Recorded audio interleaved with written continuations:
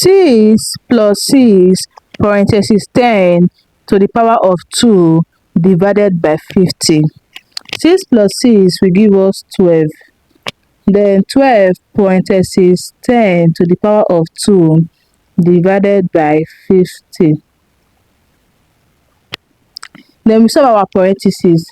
10 to the power of 2 is 10 times 10. 10 times 10 is 100. Then we have 100 divided by 50.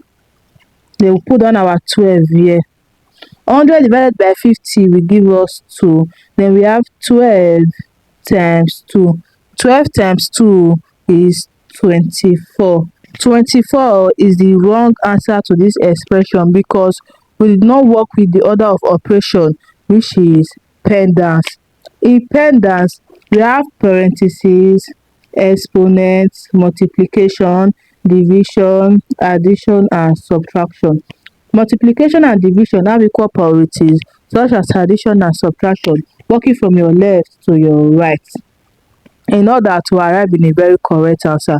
Let's solve the right answer to this expression.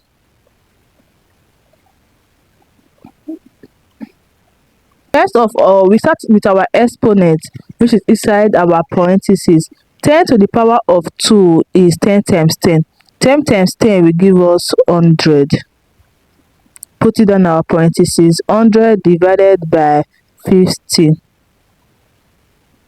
Then bring down our 6 plus 6. We are seeing our parentheses.